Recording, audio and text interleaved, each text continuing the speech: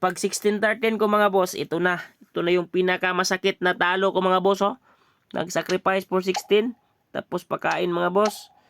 So nakainan ako ng 4. So okay mga boss, share ko lang itong naging laban namin ni Ondoy Olaer ng Karkar Cebu. So isang magaling na damador mga boss.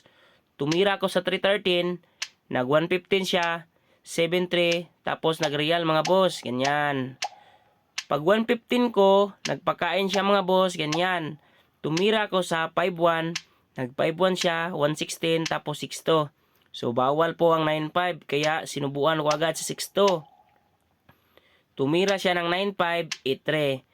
Pag 5-4 niya mga boss, 3-4-10, yan. Linyada talaga ito mga boss. Pag sayang niya sa 115, nag 9-5 lang, sabay, atras. Tumira siya ng 10-5, 5-1 lang. Pagtira niya mga boss sa 5-1, nag 16-13. Sa ganitong posisyon mga boss, maraming beses ko na itong nalaro mga boss. Kalaban si John Paul, si Natolets, at iba pa. Ang itinira nila ay 116. Pero ang tamang tira rito mga boss ay 215. So nakita ni boss Undoy. So magaling talaga to si Undoy Olaer mga boss. Kaya sinayang ko lang. Nagtakip siya mga boss, sabay atras. So inatrasan ko mga boss. Pag 214 niya, 7-2 lang. Pag tira niya sa 115, 12-7. Nagpakain lang siya mga boss, oh. Tumira ako sa 11-6. 11-6 din siya, 6-1, tapos 12-7. Pag sayang ko mga boss, umiwas lang siya. Pinabalik ko mga boss, ganyan. Nag-sacrifice.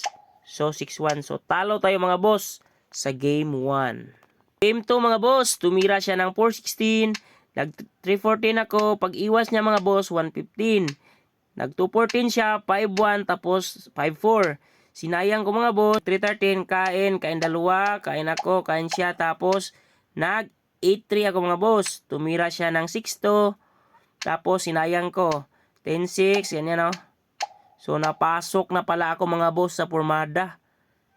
Pag 11-6 ko mga boss, nag 6-2 lang siya.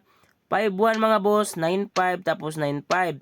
Nag 115 siya mga boss, 116, tapos 5-1. Pag 5-1 ko mga boss, 11-6. Pag 16-13 ko mga boss, ito na. Ito na yung pinakamasakit na talo ko mga boss, oh. Nag-sacrifice for 16, tapos pakain mga boss. So nakainan ako ng 4. So talo tayo mga boss, agad akong nag-resign sa game 2. Game 3 mga boss, tumira ko ng 214, 115, 6-2, pag 313 niya, 10-6. Pag 5-1 niya mga boss, nagpakain ako, ganyan, oh. Pag tira niya sa 8-3 mga boss, sayang kasi magandang laban pa sana ito mga boss. Kaso na-disconnect ako mga boss. So talo na naman tayo kay Master Ondoy Olaer. Sa game 4 mga boss, hindi na siya tumira kasi na-disconnect mga boss. So sayang. Kaya yun na yung naging laban namin mga boss. Ang score mga boss is 3-0 and 1 draw. Tabla na lang yung game 4 mga boss kasi hindi na siya tumira. Ayaw na niya magpabawi siguro mga boss, pero okay lang. Friendly game lang naman mga boss. Nice game boss Ondoy Olaer ng Karkar Cebu.